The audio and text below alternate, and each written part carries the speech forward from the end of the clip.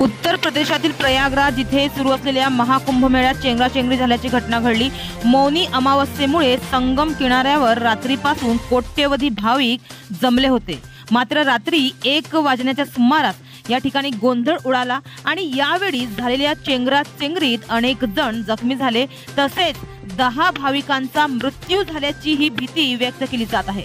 या पार्श्वभूमीवर पंतप्रधान नरेंद्र मोदी यांनी उत्तर प्रदेशचे मुख्यमंत्री योगी आदित्यनाथ यांच्याशी 2 वेळा फोनवरून चर्चा करत परिस्थितीचा आढावा घेतला आणि जखमींना तत्काळ मदत करावी अशा सूचना दिल्या आहेत।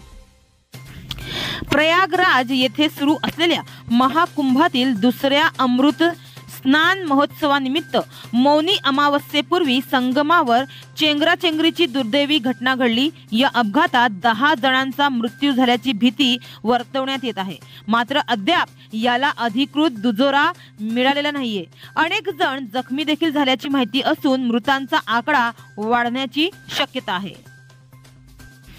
तर या चेंगराचेंगरीनंतर संगमावर विदारक दृश्य पाहायला मिळाले। घटनास्थळी अनेकांचे सामान, चपला, कपडे विखुरलेले दिसून आले। यामध्ये काहींचे सामान हरवले तर काहींनी आपला जीव गमावला आहे। अनेक जण तर बेपत्ता झाल्याची माहिती देखील आहे। त्यांच्या नातेवाईकांकडून त्यांचा शोध सुरू आहे। तर एका वृत्तवाहिनीशी बोलताना एका प्रत्यक्षदर्शीनं सांगितलं की प्रशासनाने संगमासाठी एकच मार्ग तयार केला होता, त्यामुळेच ही दुर्घटना घडली। अचानक काही महिला खाली पडल्या आणि त्यांना मदत करताना दुसऱ्या बाजूलाही चेंगराचेंगरी झाली।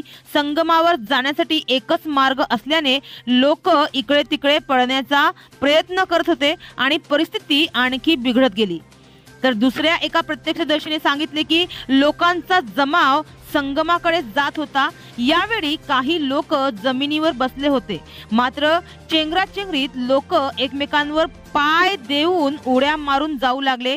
तिथे उपस्थित असलेले पोलीसही मागे हटले आणि त्यांनी लोकांना त्याच परिस्थितीत सोडले। अशी दुर्घटना घडू नये म्हणून किमान तशी यंत्रणा असायला हवी होती, असं या प्रत्यक्षदर्शीनं सांगितलंय।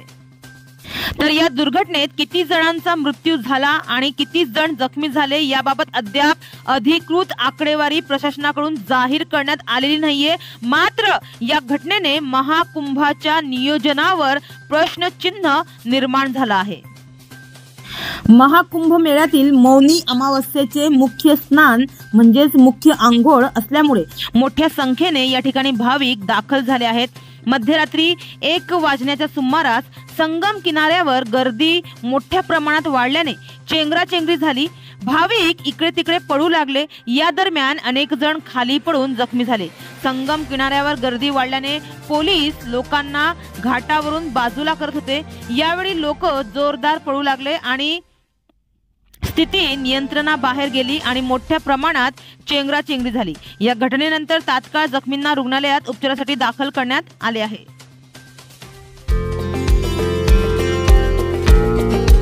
हमारे चैनल को अभी सब्सक्राइब करें और बेल आइकन दबाना न भूलें। धन्यवाद।